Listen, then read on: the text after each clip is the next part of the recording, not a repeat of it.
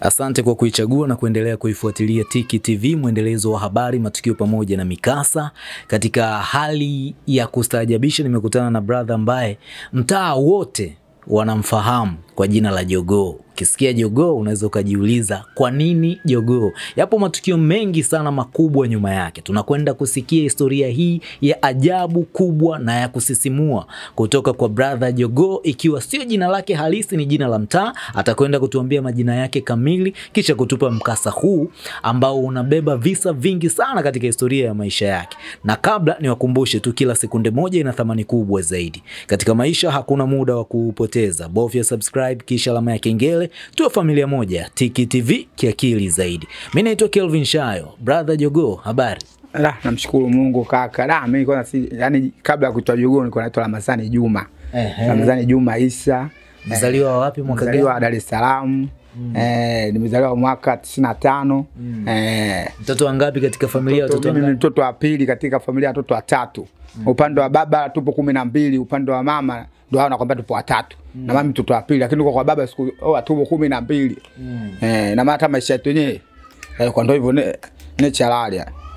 Natural au natural? Natural, yani kisisi wasema natural, yani Mr. umesema nani? Ramadhani Juma. Ramadhani Juma. Tuweze kufahamu historia ya maisha yako. Tangu unajitambua unaitwa Ramadhani, maisha uliyakutaje nyumbani, wakati unakuwa, safari yako ya maisha kielimu, hadi kufikia haya mengine yote ambayo yamesababisha siku ya leo tuzungumze. Yani mimi kaka, kiufupi nilipozaliwa Amana, nikapelekwa Mwenge kwenye mjengo wa babu yangu, marehemu babu yangu.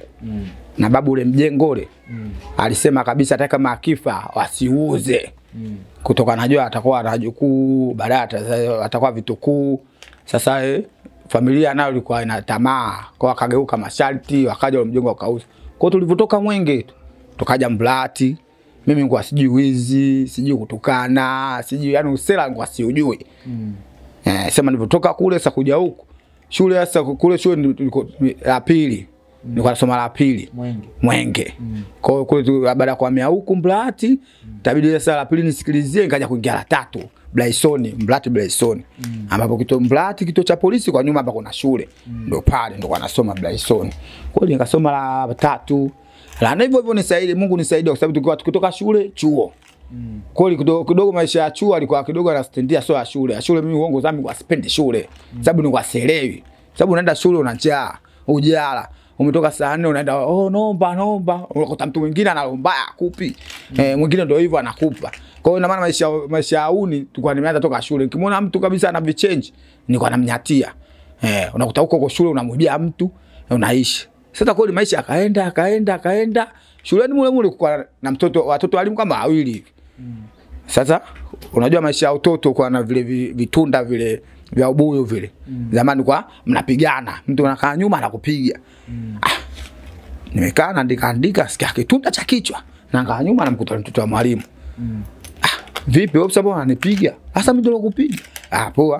Kwa hiyo naendelea na mambo yangu. Chengine mimi nilipogeuka sijauliza. Mibao mizinga. Kwa hiyo ugomvi umetetewa pale, mwalimu kaja. Mwalimu kuja kuangalia alipigwa mwanae. Hiyo ni pola 7 hiyo. Kuangalia mwanae. Mwalimu nimepigwa mimi na tunda ubu, mimi sielewa alonipiga nani. Nashangaa mtu kaka nyuma anacheka.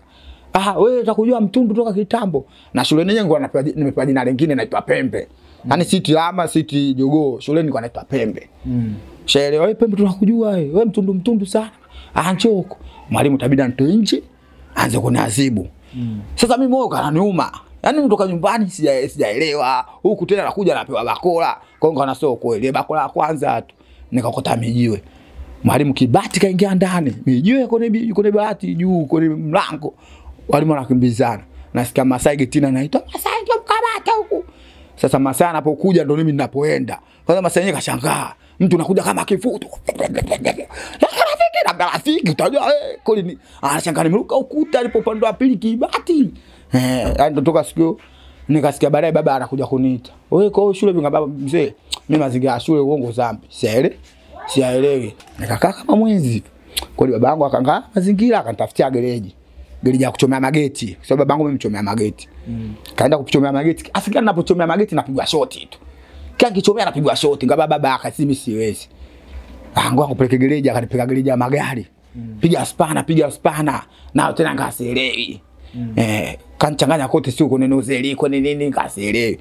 Kwa maisha yangu ya mtaani kwa sababu kana pole kasielewi. Kwa akashachoka. Maisha yangu akamtaani. Yaani mimi nakumbuka formula ya mara kwanza navuta banki. Sababu ilikuwa kichwa changu nilikuwa sikielewi, yani nilala sana. Sababu si kwa madawa sio vipi, ile ni madawa lakini nilipovuta jasho linitoka nilala sana. Sema nilivyokurupuka ndo kama nikataka safari nyingine, kwa hapo nikaenda tena kachukua nyingine nikanaasha. Kwa maisha yakaya hapo hivyo. Na kweli nakumbuka siku ile ilikuwa usiku. Mishale kama saa 3 au saa 4. Tulikuwa mimi mdogo mmoja anaitwa Ramadhani Chicho championi, anaitwa Ramadhani Chicho, Omari Makuti. Tulikuwa na Dunia. Tulikuwa kama watu 4. Hiyo saa nakwambia saa 3 usiku ndio saa 4 usiku. Kwa hiyo tumekaa kama dakika 10 au dakika 5. So unajua? Chicho anainuka na Omari Makuti. Bwana kwa chukua chakula dondoke. Toka kwa chukua chakula ndio akamtandika kulala, rafika mtaani tu mlango uko wazi, ndani flat hakuna, sabufa hakuna. Vitu vyote ndani hakuna. Kweli mshikaji katoka kule kaja faster maskani. Yuko vipi? Hebu twende huko. Tunaenda vipi? Mwanangu si nimeibiwa mwanangu. Kumbe alimuibia ndugu yake alikuwa naye. Kamchongoka. Kaifanya yake kavichange kwenye begi kama milioni 1, sio 500,000. Unajua? Na huko kwa ndani ina maana yule tuvuka naye pale kihistoria yani. Kamzunguka mwenziani ni mchongo. Yana ana chat huko anipo naye hapa. Nilifanya mazikia. Kweli tukaenda tukaona. Imekuwa usiku ule kwanza tukaanza noma. Yaka hapa mbona kuna mtu yule Mario akasema hapa kuna mtu alikuja siku nilimuingiza akaulizia platinum za bei gani. Huyu ndo miauchi. Tukaenda kumletea noma. Kamata utuo. Kweli sio wajua wazi. Mara kimeenda kumrudi mtu fulani naye akakimbia yuko Mbezi. Kweli yule alokimbia sasa uko Mbezi kwa baridi. Mwingine sasa alikuwa anakataja yuko hapo ambaye ndo Dunia sasa. Naye tuko naye. Alikuwa na chat ni Omari. Wote alikuwa yani Omari sio anakana wala Ramadhani Chicho. Dunia anakaa kama tunavyosikia mtu na maisha yake. Ina maana huyo Chicho kazungukwa na mwanae. Kweli wajua wazi. Akatajwa Dunia. Tumekaa Dunia alikuepo. Sisi tukakasha Dunia mbona alikuwa hapa tulikuwa naye. Alikuwa kaenda saa ngapi? Kweli kasikia kuna dogo mmoja akakimbia huko Mbezi. Kweli asubuhi tukaanza palatuni likaungwa. Pikipiki kama 30-40. Safari hadi Mpiji Magoe. Hilo palatuni alikukuta pikipiki 30-40 yule ni palatuni. Yaani na maana kwa barabarani magari mnakaa pembeni. Sika tunaenda kuzikani. Yaani ni noma. Sababu siku nakumbuka tulienda kistaarabu. Kwa hiyo tulienda anapoka dogo atupajui. Tukaenda sehemu kwa mkutano naye mmoja anaitwa Karimu. Kalimegea. Sio unajua tukamuulizia kali wewe tunaenda sehemu fulani wanapita Mpiji Magoe. Sio unajua kule kuna mdaraja umekaa hivi. Itabidi mpite msoge mbele kwa kufika kule. Sio unajua ule dogo kusikia sisi tunafika, kakimbia, katoboa. Kutoboa tukapika kwenye geto lake, tukavunja mlango tukaingia ndani. Tukachukua mgodoro kwanza tukakutana mgodoro wa nchi 8. Tukaochana katikati kama msalaba. Kipande huko. Kila mtu akajua yeye muone simu, muone TV. Sio unajua na sisi tukajua. Kwa hiyo dogo tu dakasuli kubambanywa dogo. Sio unajua. Hasa yule dogo mchongo sikapewa na yule officer ambaye alikuwa naye alikuwa na chati. Kwa hiyo pale kulopoka kila kambataja hata ngoma mpaka Mplati. Kufika Mplati yule mchizi hajaenda. Ambaye nalo ibiwa. Kaenda ambaye yule mwenye chumba chake ndo kaenda. Kufika kule sio unajua sile. Dakika mwisho bado Dunia. Dunia itabidi sasa kuna watu ana moto. Sababu tulikuwa tunakamata hizi afu tunabonda sio tunaleta noma. Baada kuna na moto akajipigilia. Na mlikuwa naye? Na tukupo naye. Akakimbia. Sio unajua ziko kujipigilia, sio unajua. Bado Dunia mbona tumuone? Naye itakuwa yupo. Sasa ukashaona sisi tunamkazia afu sio unajua tuna moto afu tunakosha pata mtu Mbezi huko, sio unajua. Hasa dakika mwisho sio unajua kichotokea. Dunia, sio unajua. Mchizi anakuambia Dunia. Huyo Dunia Mungu kweli blasa. Hasa na kwa disi hapa kwa jamaa Masiala. Huyo kwanza anapigwa kama unavyoona sio China, sio Japan, au anapanga alitolea huko. Yaani panga alipigilia huko. Yaani likitoka linavutoti, anakifanya vitali iko hapa. Akilishika hivi. Mbona alikuwa anamtafuta mmoja. Wale tuenda Mbezi sijui.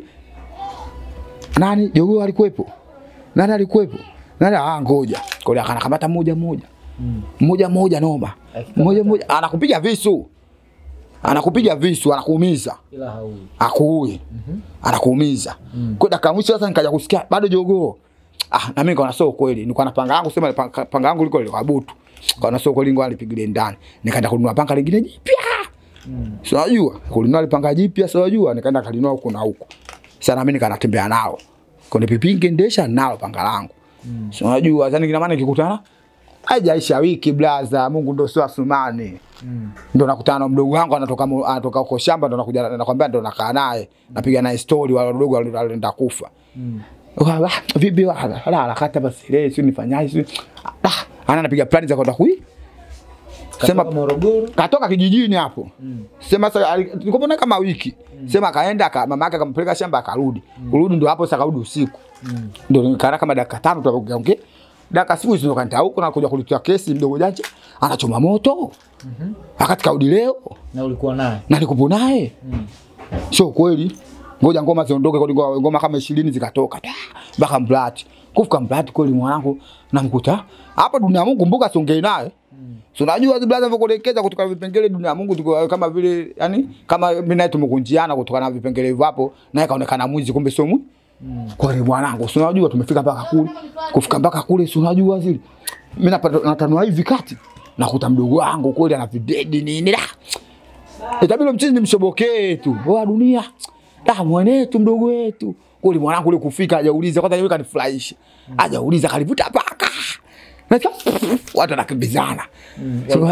Watu na blaza na maana kama sisi tulikuwa tunaitwa wewe tunakufa pale pale. Watu zaidi ya 50 60 unajua wadogo. Na maana sisi tulikuwa lakini ilivyotolewa ile panga blaza. Hakuna talo baki. Yaani pale ndo mapigwa moyo sio mpaka tunabeba yani anafanya hivi. Sio unajua zile miguu huku nacheza. Yaani mtu mkuta pale kwa anajisima ile sio unajua zile lakini dakabusho mimi naamini mapigwa moyo yake ya mwisho anipiga mgongoni kwangu. Shelo blaza. Kwa hiyo tunambeba mdogo janja. Unajua hadi mianzini kufika mianzini yule mlinzi atakutuletea noma kafunga geti tumetoka doka zinakuja tumeleta kuletea noma defender zinakuja sababu sisi tuone kabla amna kwenda kituoni hapa safari moja kwa moja tuenda hospitali ndio doka kumbe na maskari amesikia akajua tayari matenda kuleta noma kwa tuvacha mwili tu naambia machizi yule kashakufa yule machizi amini na kwanza kwambia kafa watu mbona hiyo ni kuiba tu usiku mzima tu sio unajua zile mjomba mimi naenda kuangalia koti kote mjomba lina nyama na binadamu nachukua koti nalivua koti liko jekundu nalivua nachimba nalifukia yani kama namfukia binadamu kiofsi sasa unajua asubuhi sasa kwenye msiba yule mchizi sa dunia jogo mnaambia mimi nimeiba mimi sijaiba ujaiba vipi mwenetu huo mchongo mimi najua mali makuti ndio kwa hiyo mwenyewe sasa kutokana ushakwa tushaanza kuelewana mpaka maiti tumebeba kama vile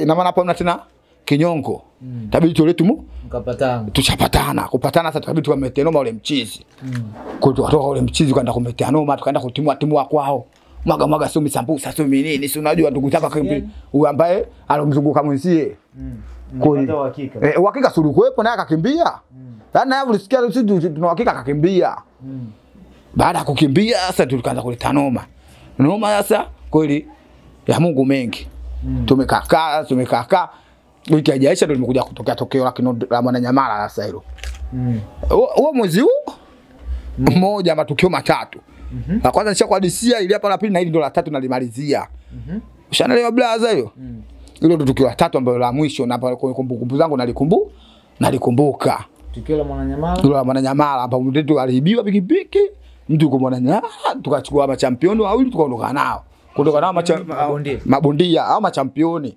mfamo si championi na maana sio bondia Habibu Pengo championi ushanelewa au tukabeba ndo tukaondoka nao hadi nyewe kwanza aliacha ndala walirudi kabla hajafika ilikuwaje ndugu zetu mambo ni kama hayo hiyo ndo kuiba tu blaza tuanza kutoka mpaka tunaenda yani mnaiba kuanzia mtaani kwenu mpaka kule mtaani kwetu na watu tushavuka tuvovuka tip top tu tip top tuvovuka sasa kwenda pale kwenda huko yani mabalaa tu pikipiki ngapi pikipiki kama yani sikwambii blaza na mimi nataka 80 90 zinafika yani pikipiki nyingi kutoka na Ruanga Mabibo si watu kibao hata mtu wenyewe kama unamuibia lazima aogope Anajua hata nikisema ni kazi nitakufa.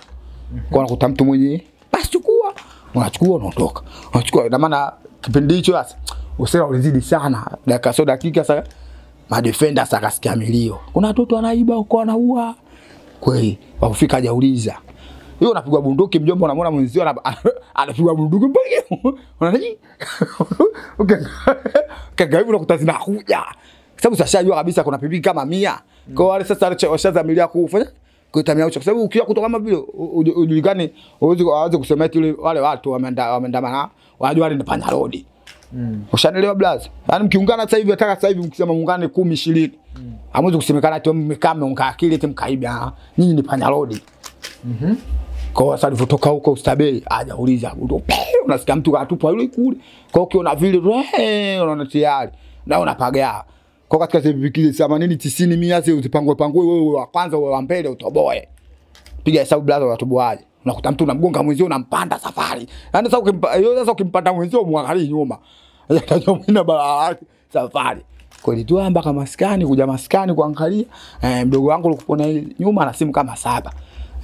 Wapo ni brother baridi kama baridi ndugu wangu nige simu 3 baki na simu 4 uta kwa na simu 4 kwa hiyo tumekaa maskani tunasikilizia wale baba sio tu kusikia kolo wamekamata watoto wa kama 4 hivi wakaenda kupewa kesi ya mauaji sababu kuna watu walikufa wengine waliumia wengine ndio hivyo kwa ndo sasa chela na mwanangu dunia ya Mungu hapo haja hata wiki wakaenda Misele kwenda kuiba walibia na wagogo. Kabili sasa alete noma. Noma jo noma yake noma gani? Kwa vunja miguu. Unanipomjua mguu wizi naye sasa hivi sasa mimi bado namwambia mwanangu.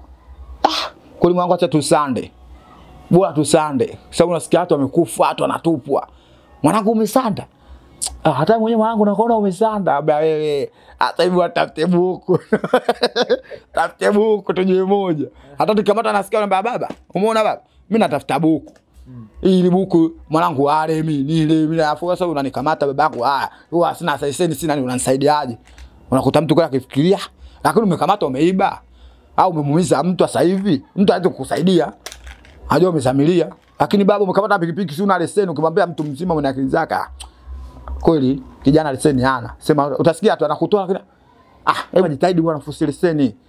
Sio kukandamizi. Anakwambia jitahidi bwana ufusi leseni bwana. Si anajua ushajitolea utafute buku. Sio kusema mimi uwezo kukaba blaza sina ati nikae kabisa. Sio unajua nikae kama zamani nishike panga. Unaona watu wanakimbizana blaza. Sema ya nini? Yote. Maana sio kweli maisha yenyewe sasa yashabadilika. Watu kibao shawa mimi mtu wa kwanza nani alikuwa ni mwizi. Sema mwizi alikuwa babu yake alikuwa na gobole. Bali babu yake. Shaelewa kwa hiyo gobole sasa ndo analitumia yeye sasa kama kuibia. Ushaelewa? Sasa sasa akamemchoka sasa ndo kipindi hicho na sisi ndo sasa tuna moto. Hadi kipindi kusikika mwizi. Polisi anatabota na yeye. Fulani mwizi hebu tuangalie tendency zake. Huko kapiga huku, kaiba huku kaua, arabi zake anabika zaidi ya 80. Asipate naye tabu. Kumbe ashakuchoka. Kiasi kuna sumbua wewe. Sasa kija kufikiria maisha gani? Ukicheki una nyumba. Una kibanda.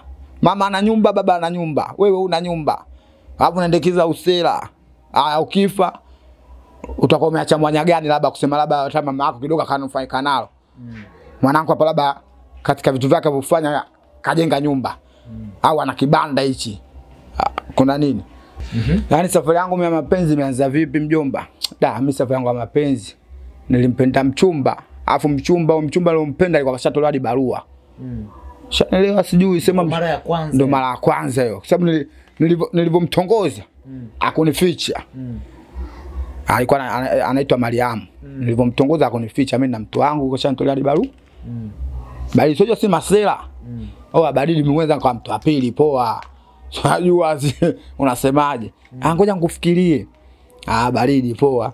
Kuna siku ya kwanza umemlandia ndo kama hivyo akupanga siku ya pili umemlandia sio unajua siku ya tatu siku ya 4 unakuta kumbe wewe unapomlandia anajua kabisa ndo umembelieve ulikuwa hata kama mtolea barua akina na mchanga kwa dakika mwisho mchumba akamwambia nimfungie mtaani mfungie yani kwao katoroka sio unajua baada ya kutolewa barua akaja mtaani kwangu Akae na wewe. Akae na mimi hasa. Kajificha. Ina maana kaja mtani kwangu anapia na nini? Natoa mimi vichenji, namnulia viungo vya ndani nini. Sio unajua zile. Ndani ya wiki mbili mwezi anatafuta. Sio unajua zile. Kwa akisema aende kwao anamngangania. Ndani ya wiki mbili hizo mnaishi kama kaka na dada? Sio kaka na dada, mtu na mume wake tena hapo blaza. Yaani mtu na mume wake. Ina maana ndio unakuta mchumba anazidi kukubilivu. Unakuta umeenda misele ukirudi mara umempa mbala. Sio unajua. Yaani hapo maisha ya usela bado alikuwa yani hapo. Sio unajua. Yaani mbala si simu. Una kitu unaweza kununua mbala 150. Sasa umeenda umerudi umempa mbala 150 kidanganya kweli Tekno Kaboni. Sio unajua. Mara kakutana simu na Tekno zile Spark zile. Unakutana zile sasa hivi ukienda kukutana hata ile K7 ukutana sasa hivi hata umuuze mtu laki umuuzi atakwambia 30 40. Lakini zamani ile ukichukua tu ukimpa mchumba blaza kama mbeleni mchumba akupinge. Yupo umemficha bado. Hapo nimemficha hapo. Kwa ndo akazidi kunibili. Akaona mchumba si ndio huyu kumbe kule ngo anachelewa. Yaani nimetolewa barua nigandishwe. Kweli bwana sio unajua mchumba itabidi dakika mchumba akanambia wasikiliza huko kwetu kuna vipengele hapa na pale vipengele gani wanaulizia habari za yule barua yule mchizi na kwaje kamba na kusikiza wewe kama umenibelieve muone tuishi poa mimi sijakupinga sababu mapenzi lazimishi unajua siku yote uongo zambi bisho sharubalo fanya yo hapendi wanadanganya lakini muone blaza anakula kaya anapenda kweli. Unajua kwa sababu gani ninavyokuambia? Unaweza kuacha yeye hata kama anakula kasi ajala. Lakini wewe kama upo ndani unaweza kukubali tu umekaa subiri mpaka jioni ujala. Wakati mimi najua style yangu kaa tu nikila nimeshiba. Yaani kivuta tu tumbo unaitika. Mchumba anakula nini?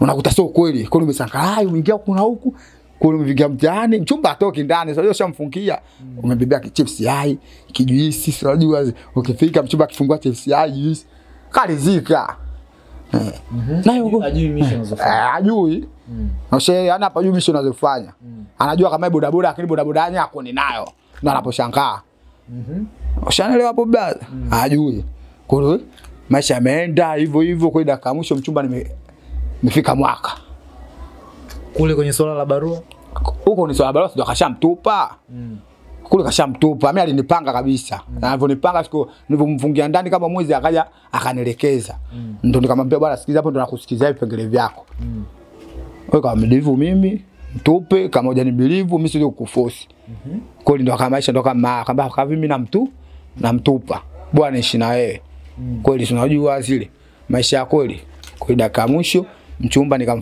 kumfungia mwaka. Kufika mwaka nipo na mchumba. Kweli unajua zile blaza. Miaka miwili mchumba nipo naye. Mchumba bila kugombana naye bila nini mchumba muone si ndio huyo. Mimi kirudi nyumbani na chips yai. Sababu mchumba blaza anakuambia yani mpaka nipo naye sasa hivi. Yani naweza kusema vipi? Yani mimi nampiga makofi.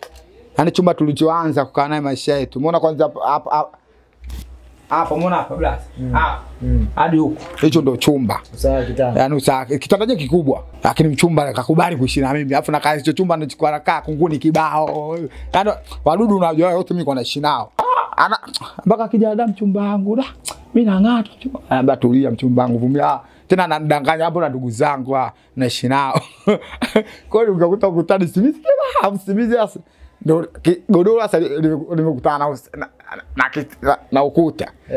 Ina maana nisimizi hata wakitoka kula lazima ingie kwenye godoro. Au kunguni wewe unajua mazingira ya kunguni. Au mabaraka hata kama ukizima tatu wao ndo wameamka. Kwa ndo hivyo mchumba kanivumilia dakika mwisho miaka miwili. Sio unajua miaka miwili unakaribia mwaka 3 mamangu anasema kweli mwanangu. Unakaja na mtoto watu. Kweli hapo kipindi hicho bado naendeza usela, yani usela uko damuni. Yaani masa usela mjomba mimi unaambia kitu sema sasa hivi tu. Sio unajua zile ya nini? Sema nitamoja ndo kukutana hata sasa hivi wenyewe kukutana na masela sentemo masela siwezi. Sente moja sio ukuza kolabo unatembea. Hata kukutana nao atakuibia. Unajua kwa sababu gani? Space unazijua blaza. Ndio. Unakutana na masela. Au vipi? Amba vipi masela? Maisha mwisho sisi shaishi sio na ukam ile yenyewe sela kumbe achana nalo toftiki unakuta lakini zile unakuta mwingine au vipi mapepe jamani tulia ndio zio na hata moja sasa tulia sio wala kusaula lakini zio au vipi unaambia vipi masela yani maisha unasikitika kabisa brother sote zile una mapepe unasikia yani maisha mnoshi nini wanangu sisi shaishi sio tumona ukamu tu nini masela walinye kulisira mwanangu chana nao tondoke ukagaa unakuta kama hivi na makovu na unakutana unatupwa hivyo anakuacha hivyo lakini eti unatemeka mapepe kazi unayo bla unaacha ndani unakimbia ndio hivyo bla. Mwaka wa 3 mama kaitaka ndoa. Mwaka 3 mama mkubwa kaitaka ndoa. Tunafanyaje mwanangu? Kwa mimi nina vicheji vyangu. Unajua mchumba mazingira yake anataka 200,000 mali yake. Baridi mali 200,000 tunafanyaje? Huko shughuli mpaka inaisha kama 150 mchele sio nini na nini. Kwa hiyo ndio kaa hivyo shughuli. Harusi tarehe 6 mwezi wa 6 2016. Harusi kapita. Naambia mchumba sasa mchumba mchongo wa kunisalia vipi anambia mimi siku kuzalia mpaka ache usera. Miaka 3 mmeisha mjaza. Mjaza hapo. Sio kuzalia anajeka kijiti hajeka nini? Anafanyaje? Sijui mwenyewe. Haja kutumia kijiti, haja kutumia sindano. Ushanaelewa hapo mjomba? Bwana mchumba mchongo wa kunisalia vipi? Yeye anachoniambia mimi Mungu akipanga takuzalia. Kweli wala. Nimeoa kweli nimekaa ndani. Kweli. Miaka inaenda, miaka inasonga. Dakika mwisho tunanuniana kwa jiga. Kimeenda kimerudi. Dakika mwisho sasa Mungu sio mengi. Ndio uje yule mchumba ananipenda. Tabii labda akasema labda miausho, labda mimi jogo apande mtungwi. Ngoa ni force sehemu nyingine kwa nika force. Force sehemu nyingine kwa madada zetu, kuna demu kanibelieve naye kanikubali, baridi. So unajua piga bakola, fimbo mtoto wa kike. Washaelewa? Mbona hivi? Tabii yule mchumba yeye kwa nimkatae, baba mchumba. Hebu sikiliza. Shika kwanza talaka moja. Nuna. Akaona nikataa mchumba wangu, akamwambia sio na kukataa mke wangu. Wewe nuna kwanza. Kwa hiyo nikaenda akakaa kwa Masaki huko. Alijua kwamba tayari una mtoto nje? Sio alijua, toka ana mimba. Alijua na akaniambia lea mimba mpaka itapofikia tutarudiana. Yani umempa mwanamke mwingine ambaye hujamuoa ujauzito, baada ya kumpa ujauzito ukampa talaka yeye. Akiwa anajua tayari kuna mwanamke ana mimba. Alafu yeye akamwambia lea, yani na vile vitu ambavyo vivukoma navyo, sababu mali yake nilikuwa sijampa. Sina. Itabidi vile vitu vya ndani vyote aondoke navyo. Ili kama mimi sishakubali huku kule mimba. Na yule mchumba alishamwambia kwa naye mimi akaniambia ile mimba. Tushakubaliana kama beba vitu. Piga vitu vyako vya thamani yako 200,000 beba ondoka navyo. Kwa hiyo mchumba akangutisha vyote vya ndani. Kwa hiyo nika maisha mimi nikaanza upya. Nikaanza upya. Kwa kweli Mungu sio asimani. Dakika mwisho huko naye akajifungua mtoto wa kike. Ndio mtoto wangu wa kwanza anaitwa Rukia. Kujifungua mtoto wa kike, tumekaa kidogo, tukarudiana tena. Ilikuwaje wakati mnarudiana na vipi kuhusu Mama Rukia? Mama Rukia alikuwa anajua, kutokana na Mama Rukia, yeye naye alikuwa anaongea mbuli kuhusu kule kwa sababu alichajua nimekaa naye muda afu sijazaa naye. Ushanaelewa? Kwa alijua kabisa mimi na mke wangu. Na alifanya kama unajua kama mtu akiwa anakupenda, anaweza kufanya vyovyote anavyotaka yeye. Ndio kile kilichotokea hapo. Yaani alikuwa ananikubali kwa ufupi huyo ambaye anje. Kwa sababu alikuwa kaida ka 10 bila kuniona. Hata kama nikipakia abiria atakanaye apande, aondoke ajua mimi ndaondoka kokote. Kwa maisha yake ndio hivyo.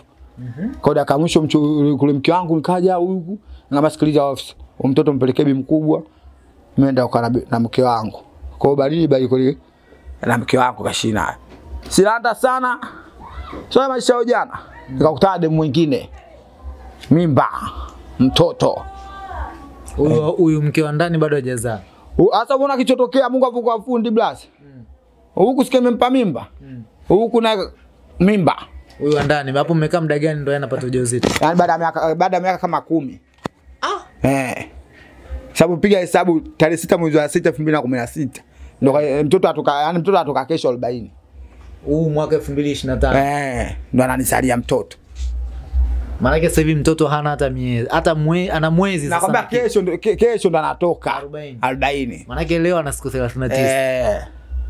Umeelewa? Na mama alikataa, mke wako huyo alikataa kwa sababu ulikuwa na tabia hizo za usela kuzalia. Sio kwamba alikuwa hana uwezo. Yaani uwezo alikuwa nao. Sio kwamba alikuwa na matatizo ya uzazi. Yaani baada ya kuniona, kwa sababu vitu vyote anakuambia muomba Mungu achoki. Hata kama angekuwa na matatizo ya uzazi ni kutoa vichenji kwenda kumstendia. Vichenji vinatafutwa. Leo itafutwi wala ushaelewa blast. Kwa hiyo kando hivyo. Kwa mazingira kando hivyo. Dakika mwisho akaja akanizalia mtoto hapo.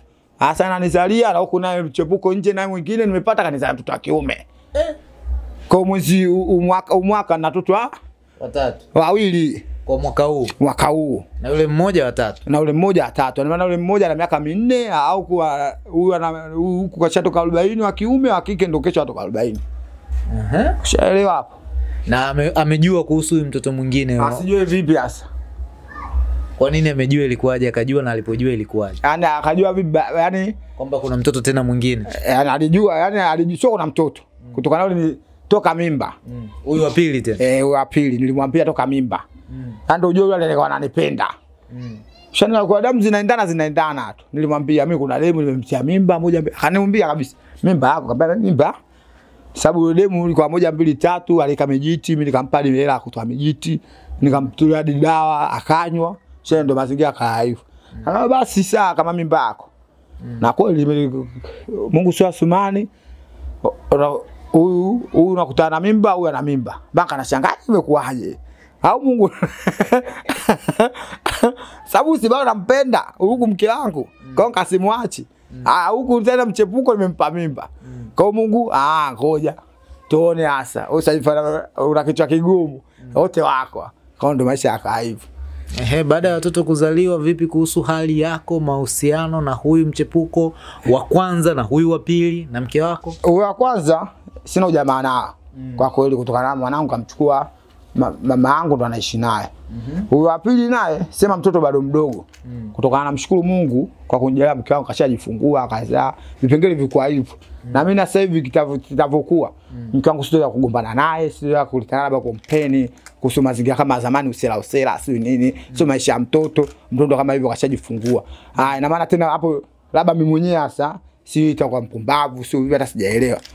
Sababu nimelilia mtoto kwa mke wangu baada ya miaka 10. Kwa hiyo Mungu kajalia ndio hivyo. Alafu ni mnyanyasi tena. Inakuwa sijatenda haki. Sawa, kipindi ambacho unaingia kwenye mahusiano sasa na huyu mtoto ambaye kwao unadai ni familia ya kitajiri. Vipi harakati zilizokuwepo upande wao wakiangalia kwamba sisi maisha yetu yako hivi na unakokwenda kuolewa kuko hivi? Kwa sababu kuna changamoto za hivi ambazo huwa zinajitokeza katika mahusiano na ndoa nyingi zinatia dosari katikati hapo. Alafu sababu nilivyoingia kwenye mahusiano na mke wangu alikuwa babake hayupo duniani wala kakake. Ushanielewa, ambaye alipokea barua hii. Sababu mimi sio si vijana kama hivyo unavyosema kwa ni haraka. Huwezi kusema eti usubirie. Kwa barua alipokea baba Kambo. Yaani baba Kambo anachukiwaza ni hela tu. Baba Kambo atajua kama una shida upo vipi. Ushanielewa? Ndio. Hasa baadaye upande wa baba yake mzazi walivyojua alikuwa ajui. Mimi mpaka yule mwanamke na miaka 5 ajui kama nimemuoa. Kumbe mama huko kaficha. Ushanielewa? Baadaye sasa msiba wa dada yake ulivyokuja, ndio anakuja anaambia yule mume wake Mariamu wakaanza kuwaka. Kwamba haiwezekani. Kamoa lini? Na nani kachukua mahali, nani kachukua barua? Na kweli ukiangalia barua achukui baba Kambo. Hata kama baba hayupo, barua anachukua baba mdogo. Ushanielewa? Ndio barua anachukuliwa hivyo. Sasa hivi walivyojua sasa. Haja niambia kitu kibaya chochote, wachoniambia sikiliza. Tunaomba tuletee barua. Kwanza upya kumuoa mtoto wetu. Ndio hicho wachoniambia. Na kweli kama Mungu akijalia nikipata hela, tamoa mara ya pili. Tamoa mara ya pili. Kwamba ndo ya kwanza hawaitambui. Sio yani kifupi hata mimi mwenyewe uongo zambi. Unajua bora kitu wewe mwenyewe hata brother unafanya kitu mwenyewe unakitambua. Unajua ndoa ni kama ibada. Ni ibada kamili. Ni ibada. Sasa mimi nilikuwa nafanya nje ya ibada. Ushanielewa sijui hapo? Sababu una mke, unaenda kuzini nje, na maana tayari hilo ni kosa. Ushanielewa sijui blaza? Una mke, unamsema vibaya, hilo ni kosa. Kati unajua ndoa ni ibada. Kwa mimi mwenyewe sina uwezo, lakini kama ningekuwa na uwezo mimi nilikuwa nashauri hivyo tu. Tafute hela nioe tena. Barua inaniliu nioe. Na wenyewe kwa wamekupangia sasa kwamba mahari inakuaje na nini, kwa sababu taratibu za kuifanya hiyo ndoa kwani ni gharama kiasi gani? Yaani mahari sana ataja mwanamke. Kwa atataja tena. Atataja tena. Hujamuuliza bado? Sijamuuliza. Muulize tuje kwenye sherehe. Yaani kama nikimuuliza, hata nikimuuliza, mimi nikimwambia hata sasa hivi mke wangu mali yako bei gani tuanze tena huko. Atanitajia ile 200,000 mimi naamini. Sababu nishakaa naye sana, tushazoeana. Yaani sasa nitamwanza kaondoka kakata mwezi. Lakini hata nikimpigia sehemu moja tu lazima afurahi. Wewe umenisusa, endelea sasa. Ambia hamna mke wangu, si unajua masikio alotokea anachanganya. Njoo tuonane. Unakuta kwa hiyo tunaona tayari masuala yamerudi tena. Ina maana tukao tuachane. Hiyo nakumbuka mara mwisho tuliachana kwa makelele. Yaani noma. Hiyo talaka moja hiyo noma, tumeenda kupeana serikali ya mtaa. Haiwezekani, uone mwanamke nje, si na nini. Hapa noma tu. Kabla poa, tunafanyaje serikali ya mtaa? Bali niandikie barua talaka moja. Ishe hivyo. Kwa talaka moja. Kwa hiyo ina maana nitaka rejea. Sema rejea baada ya muda gani? Nimejaa kama mwezi mmoja hivi ulivyoisha. Sawa. Na maswali machache sasa. Kwa maisha yote ambayo uliyopitia, maisha ya usela, maisha ya wizi, yote hayo, faida kubwa ambayo unaweza ukasema katika haya nilipata walau japo faida fulani? Hakuna faida blaza. Asikwambie mtu eti kwa mwizi ukasema eti unapata faida. Wewe utachombulia ni kifo tu. Kwa sababu mimi nakwambia, ninavyokuambia blaza, kuna watu ambao nikwambia walikuwa wezi afu hawezi, wana majumba na magari. Wana majumba na magari na wamekufa. Na ni marafiki zangu kabisa. Tuko pote, tuko misele. Majumba walijenga kwa wizi au wizi? Walipata hela nyingi wakati. Na wizi kwa acha. Kuna mmoja anakaa Mianzini. Nyumba yake iko wapi? Yupo huko Mianzini. Mara mwisho tena hadi baba yake mara mwisho anamchukua, mwanangu acha wizi, tuondoke tukaswali, aenda kuswali kesho kaenda kuiba. Na alipenda kumtupa huko, alipenda kumuua. Na maana akimsikiza baba yake, hata baba yake akamwambia una bajaji, una pikipiki, una nyumba hii mwanangu, hizo ya nini? Chukua pikipiki yako fanya kazi, bajaji mgie mtu akuletee hesabu. Alikuwa anaiba nini mara ya mwisho? Wewe mbwa mkuu, au hizo mara kaiba pikipiki. Yaani ana kitu cha maana. Yaani ukimpa dili lolote anafanya kifupi. Maana hela alizokuwa nazo zilikuwa hazimtoshi. Hazimtoshi. Mwingine? Mwingine ndugu yetu alikuwa hapa nyuma hapa. Jina lake ndo limenitoka kidogo. Na alikuwa hivyo hivyo, na ana nyumba na bajaji na pikipiki. Sawa. Hapo kwenye upande wa faida hakuna. Matukio ambayo pengine hayakuwa kwako lakini uliyashuhudia na hutamani kuona mtu akiyafanya wala kujirudia kwenye historia ya maisha yako, na watu ambao umeyaona katika kipindi chote ambacho unakuwa hadi leo? Mbona mengi. Alafu mimi siwezi kuamini blaza kwa matukio niliyopitia. Na hivyo unavyosema mimi na mdogo wangu. Hata kama ananisikia, hata ukipost anaitwa Jogoo. Huyo blaza, mimi mwenyewe kwanza mbona mimi si nimesanda. Lakini mdogo wangu kapagawa. Kwa mimi labda kama taarifa hizi zitamfikia, nataka kumuhusia achane na mambo. Kutoka mimi blaza yake nishafanya mpaka nimechoka. Afu cha maana hakuna. Kashanusurika kufa kama mara 3. Kashapigwa mapanga Gine, watu kafa kumbe hajafa. Kachukuliwa kaenda kufichwa Mblati, kafa hajafa. Mwisho tukapotea wapi, kafa hajafa. Kwa hiyo na maana hizo ndio sababu zenyewe, na maana hamna cha maana. Ushaelewa? Yaani cha msingi akiona elewi bora aje ta huku, abebe taunga. Ushaelewa? Kazi kibao kuzipo. Sababu kule nyuma anapokaa kwa Mblati, hakuna mtu anakushauri njoo ndio tukafanye kazi. Yuko mtu anakushauri tena tukaibe. Unasema kuna mchongo wa hela. Kuna mtu ana hela tukamwibie. Kuna mchongo, kuna sema kuna flati. Tukiingia tunachukua flati. Sasa maisha blaza. Kwa sasa hivi unavyoona. Sio. Sasa ina maana sasa hivi itabidi tubadilike. Na vijana wengi ambao wamekuwa wakishiriki matukio kama haya, wengine wamekuwa wakihusishwa na matukio kama ya ubakaji na vitu vingine kama hivyo. Wenu nyinyi ilikuwaje? Sasa kwa mimi nilikuwa sipendi. Sababu blaza, umeona mimi ninavyokuambia hivi? Mimi kwa kama ninavyokuambia masuala majamba ni maana jalamba ni watu kwa wengi. Shakamata sana mademu. Sema sawa mademu wenyewe wanakamata senteme mwe naonaga huruma. Unakuta 70 30 demo mmoja. Alafu unakuta hapo unapaishwa jugo tu. Nambanye machizi ni mna akili. Sasa demo mmoja huyo mnaenda watu 30 40. Sio unajua? Wewe akausheli unakuta mtu mmoja sasa. Sema ndo alikuwa mdogo wangu.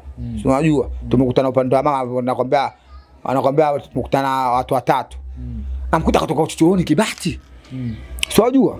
Katoka na chogo yake Kibati. Juzi vipi mdogo wangu? Kuna watu watukimbiza. Kaambia kaka kwenye ngoma hapo. Kwenye pikipiki. Kaka kwenye pikipiki na shuga kaka. Kule sasa shamkamata demo mmoja. Wanaondokana kanga machizo hapo kama 7. Sio unajua zile. Ngambia vipi wako taka kutubaka. Badili nikachukua pipi yangu kaizima. Sio unajua nikapiga hatua naenda uchochoni alipoenda. Kwa nafika uchochoni nakuta machizi yenyewe sasa. Wote wananijua. Sikilizeni dada yangu msete dharau kama hizo. Vipi? Kalita dharau, ngambia kalita dharau. Mtu amsomea kesi siku nyingine. Hebu wangu tuondoke. Sio unajua hizo. Wewe kumshika mkono tu. Alivichika mkono wangu nilivyomwachia. Hata kumuona nilimuona. Aliacha ndala. Sijamuona tena mpaka nisa kanacheka. Unja kanacheka. Jogo umeona mambo yako? Ngambia sio mambo yangu. Wewe usila ushapitwa na wakati. Nyimbo 7, demo mmoja. Wakati ule ukimbembeleza, mkimtongoza hata mmoja hawezi kukataa. Asa piga hesabu nyinyi kweli mwanangu na nakumpakia mdogo. Mdogo wangu kanijadi buku. Na kanipake bure kanijadi buku. Sababu nishampakia tu nimepeka mtaani na muacha nageuza ngoma. Chika buku bla. Nachukua buku na ngavukoni naondoka. Na maana lazima akahadithia mashoga zake. Ndio bla zako ana nzuri ule. Sio nzuri matukio pitia kitambo sisi tunajua. Kwa mimi mzee kwanza blaza. Ndio maana mimi umeona hapo mtaani kwangu hapa. Wote wananikubali kwa jiji gani? Mimi nikukuta ugomvi napenda sana kwenye ugomvi kustendia. Nikuta mnagombana napenda sana kuingilia. Nakuta wewe na wewe mnagombana foto na wajua unasema kweli. Unakuta mtu mwingine sasa niguza mimi kibao. Wewe unasemaje? Sikiliza vitu vingine sio vya kupigana makelele. Huko sio chapita na wakati. Ukisema kutimulia hapa nitakutimulia. Ndugu zako atakuja. Mimi nimekuja kutetea na maana nimesuluhisha. Kwa kama uelewi jifanye uelewi na mimi nitajifasi elewi hapa tutakwatelewane. Maana nyinyi mkampigane mnachikiana. Mimi hapa mimi wewe utasema nini mimi nitakupigia chuma ndio mambo yataendelea. Kwa baridi kwa sababu champion mimi sio champion silingi champion. Mimi nimekuja nimetetea. Kwani kwambia mimi champion napigana. Mimi ndo kazi yangu. Na maana nikikupiga wewe ukaenda kituoni ushaelewa. Jogo kanipiga nani ule champion ule bondia ule bondia. Kwa hiyo na maana mimi nikosa. Tayari na maana kuna uongozi wa ngumi kwa kushangaa kanga yako Bosenki ana nini uwezo wake Bosenki yake hii wanakushusha. Kwa hiyo inakuwa haipendezi. Kumbe hadi ubondia upo level ya champion ongera. Blaza. Mimi ni noma ndio maana nakwambia mpaka nimefikia hapa. Ja bless, namshukuru Mungu. Mpaka tu anashangaa, uko champion sasa hivi. Ambaye sio champion mimi nataka nifike level za juu, yani mbali. Yaani sasa hivi sitaki usema. Nataka yani kama Mungu anjalia kipaji changu cha ngumi. Hata kama siponjalia kama mimi sijatoboa. Nataka hata mwanangu atoboe. Sitaki mwanangu baadaye awe msalamavi awe si mwizi awe kibaka. Na maana kishika miaka 15 tu. Roadwork mazoezi. Kana maana vichange msoto kibabe. Yaani anakula analizika. Anachokitaka anakipata. Kwa hiyo sasa hivi unajishughulisha na ubondia na kitu gani kingine? Bodaboda na bondia. Na sasa hivi ofisa wa usafirishaji wa abiria na bondia. Na maana hata kitokea mtu anataka nini? Mimi hapa championi mzuri napigana vizuri. Kama mtu akiona amini aingie YouTube andike Ramadhani Juma ananipata. Sawa. Champion. Hongera kwa mke wako kwa kitendo cha kukunyima mtoto kwa miaka yote mpaka ulipoacha usea. Mimi nashukuru sana. Pengine ameamua sasa kuwa na mtoto na wewe baada ya kuona umebadilika au baada ya mtoto ndio wewe ukabadilika? Yeye mwenyewe ananiona anakwambia sasa hivi kule umekuwa. Yaani mwenyewe yani. Huko nyuma aliniona kama sijakuwa. Lakini sasa hivi kauli yake Sasa hivi kweli umekuwa. Yaani sasa hivi naweza hapanya umeona sasa hapa simu na mimi nilikuwa napigwa hapa. Siku simu hapa iko night. Huyu ni yeye. Yaani anaweza kukaa dakika 5 dakika 10 bila kunipigia. Ndio kama mnaanza jana. Miaka 10 imepita. Lakini ana kama tumeanza. Miaka 10 yenyewe 2016 sio 10 tu kwa sababu 2016 tayari mmekaa miaka mitatu nyuma. Mitatu nyuma. Maana yake ilikuwa 2013. Leo 2025. Kwa hiyo ni miaka 10 na ngapi? Kama na 2 au 3. 13 inaelekea 14. Umeona sasa. Na hivyo kanizalia. Anaambia hapo nyewe na kuangalia akili zako ukiwa mbovu, huyu mmoja. Ukiwa unajielewa, takuza tutakuza familia, nitakuzaa 3 2 4, maisha yataendelea hivyo. Na sasa hivi pamoja na yote ambayo yametokea sasa, wewe umeelezea hapa kesi 2 ndani ya kipindi kifupi sana cha watoto wa nje wawili. Hiyo inatokana na nini sasa? Yaani watoto wa nje wawili wa nje ndoa. Wa kwanza sawa, mke wako alikuwa hajakupa mtoto bado. Huyu wa pili naye ilikuwa kabla. Huyu mchepuko mwingine ilikuwa bado mke wako hajawa mjamzito au ilikuwa tayari? Yaani mke wangu alikuwa yani kwa ufupi swali, kati ya mchepuko wa pili na mke wako, yupi wa kwanza kujifungua, yupi wa kwanza kupata ujauzito? Mchepuko ndo wa kwanza kupata mimba. Ulikuwa bado unaendelea au una uhakika na mke wako? Baada ya mke wangu kuniona sasa mimi ausho naye akanifanya surprise. Ndio hivyo. Na wewe ulikuwa unafanya hivi kwa ajili ya kutafuta mtoto tena au ilitokea tu? Hiyo ilitokea. Sababu mtoto si nilikuwa naye. Hiyo ilitokea. Yaani ilitokea. Kwa sababu ilivyotokea sasa nilivyopanga ikaasivu. Huko ana mimba ulikuwa na kanifanya surprise, mimba ina miezi 6 su 4 ananiambia ana mimba. Huko mtu ana mimba na miezi 6. Kwa hiyo watoto wamepishana miezi 2. Mwezi mmoja tu. Mwezi mmoja. Ule kule kasema mwezi wa 7, huyu kasema mwezi wa 8. Sasa michepuko inaendelea iendelee? Haiwezi kuendelea. Hasa itaendelea vipi? Kwa umeamua kutulia sasa? Nimeamua nitulie kwa sababu pale nyenye nina kipengele blaza mkataba ule. Miezi 13. Miezi 15 mwaka na miezi 3. Mbilo baba yake uangalie huku utoe hela huku utoe hela. Utaiza wapi? Yule naye ale. Kono na bora yule mtoto yupo kwa mama. Huyu wewe nenda kwanza kwenu. Ukitaka vichenji nitakurushia huko kwenu. Usitake tugandane. Kwa hiyo ukifika kwa mke wangu kule siwajua namfurahisha na vichenji vyote nambwagia. Ila wewe Muislamu una uwezo kuwa na mke zaidi ya mmoja. Vipi kwa huyu wa pili na yule mama wa mtoto wa kwanza? Labda wa pili kidogo ananitia masa, naweza kama Mungu akinijalia nikiwa na hela naweza nikamuoa. Sababu sisi tumehusiana ni kuoa sio kuzini. Na mke wa kwanza anaweza akaridhia. Nani karidhika? Sio analizika. Kutoka tulivyotoka. Yale mwenyewe kwamba tulipotoka mpaka sasa hivi. Ndio hivyo. Basi sawa, mimi nikushukuru champion Rama. Rama Ramadhani au jina la kutumia la champion Jogoo Kichaa. Champion Jogoo.